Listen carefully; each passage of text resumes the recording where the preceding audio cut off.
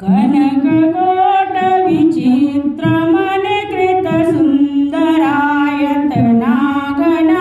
चौहट हट सुभट विधि चारुपुर बहुविधि बना गजबाजी खच्चर निकर पदचर रथ बरूथन गोगने बहुरूप निशिचर जूत तिबल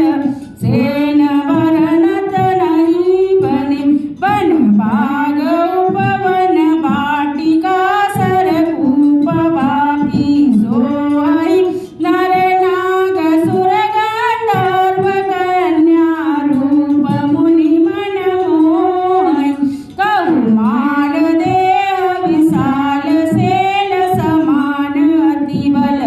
गर्जहि नाना अखार न फिरहि बहुविधि एक एक न तारजहि करि जतन भट कोटिन विकट तन नगर चारु दिशि रक्षहि